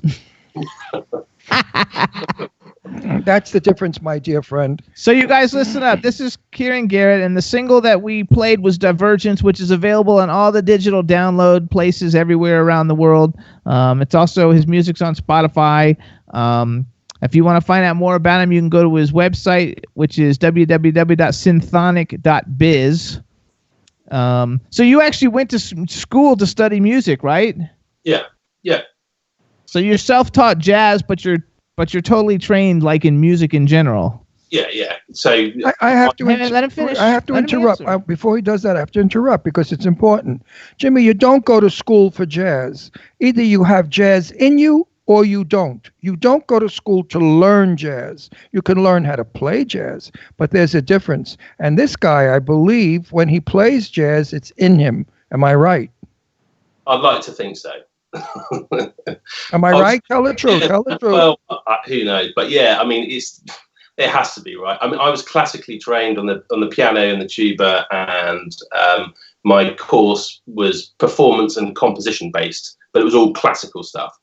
And that got me through, and I did my 3 years. And then I just thought, I just want to play jazz. But at that time, there weren't many jazz teachers. There are more now. You just go to one of the players, go to this couple of the famous jazz clubs, London, Ronnie Scott, 606, wherever, and you find someone you like, and if they're happy to take you on, they'll teach you. Back then, I just had to read a shitload of books and do a lot of practice, and yeah, that's what I did. But don't you agree you have to feel music? I mean, I know I sing. I'm a comedian, but I sing. I'm not a singer. I know when I sing a song, if I feel it, it sounds so much better than if I just sing it. You know what I mean? You have to feel it. And I believe that if I played an instrument, I would feel it. It would be coming from my gut, not necessarily from my brain. Yeah, So I think I mean, don't you feel that piano when your fingers are on it? You are one. You and the piano are the same people. And don't you feel like that note works and this doesn't, and you sort of feel it? Am I sounding like a fucking idiot or what? No, you're right, but to some degree. But when I'm tutoring, what I always say is jazz is essentially 90 to 95% learned theory. The feel is a feel thing that you have to have innately, yes. But the thing that you're improvising is 5, 8, 10%. You're always playing something or something similar to what you played before. It's very, very rare to be completely improvised because you've done so much practice over the different scales and the sequences and. Oh, my boy. My very dear friend who I truly love is Scott Page. Scott Page plays saxophone for Pink Floyd. Yeah. Okay. I had a long talk with Scott in private, and he was at rehearsal at this big event that we do in LA. And I said, Scott, play something from the soul. And he did. And it blew me away. And I said, what makes you do that? He said, Ron, the saxophone is my voice. He said, and that's where I sing through. And that's why he's the world's greatest saxophone player. He really is. He's phenomenal. I mean, he, at rehearsal, did a couple of shits on that sax. I would go crazy. Because, sax is so important in jazz. Yeah, man, I love the sax. Yeah. Yeah, you got to have a sax going. I mean, it's fabulous. So hang on, because we don't have much time. I think you're wonderful. You got to come back. Listen, everybody, buy his music. He's a nice guy. Promote it. Let's get jazz going. Let's bring jazz back because jazz is fun. It's a good evening out. Educate yourselves. Get off this rap shit and educate. So you guys can follow Synthonic Beats on Twitter. It's at Synthonic Beats, SYNTHONIC Beats. He's also Synthonic Beats on Instagram and Facebook, I think, aren't you? Do we have this guy's album? We have a single. I want your album. Send it to me for free. And then you can go to synthonic.biz is his website, www.synthonic.biz. The single that we heard on the show is called Divergent. It's fantastic. He's going to have new music coming out soon. Get all of his music. Go on Spotify. Listen to all of it. And I hope that the world takes notice of what you're doing because there's not very many of you doing it, and I think it's absolutely fabulous. No, let's put it this way. There are a lot of them doing it, but not a lot of good ones doing it. This guy I can tell is good. But seriously, can I get his music on Spotify for free? You can get his music on Spotify if you have an account. You can go to Spotify. Well, I just got a thing for my birthday yesterday, Jimmy. But what did you buy me? I bought him a JBL like wireless Bluetooth speaker so we can listen to music outside. Now that I'm going to join Spotify, you'll be able to play his music. Oh, then don't waste just your energy sending me an album. I'll play you on Spotify. Everybody out there, go to Spotify and listen to this guy's music, and sit back, have a glass of wine, smoke a joint, whatever you want, in the dark, and just it's groovy. Just go with it and let it take you away. Jazz takes you to places you'll never know. There you go. All right. Kieran Garrett, everybody. Kieran, we want to thank you for coming on the show. We want to thank everybody for tuning in. We want to thank Danielle and Scotty J for doing all our sound stuff today. You guys are fabulous. We hope everybody has a great weekend. We hope everybody enjoyed the show today. And again, follow Kieran and buy his music. He's an indie artist. Indie artists need to sell music so they can pay their mortgages. All righty, everybody. And have their teeth capped. Yeah, so do it here at Synthonic Beats, you guys. All right, everybody. Thanks for tuning in. Take care, Carrie. We'll see you next time. Bye, everybody. Have a good one. Bye-bye. Bye. He's a nice guy. Yeah. And the little bit I heard of his music was fabulous. He's great. fabulous. Was no, great. He's super talented. I want to hear the rest of it later. He's still there. Oh, he's seen I'm not bullshitting him. Now he knows I'm telling the truth. Behind his back. You think I was blowing smoke up your ass?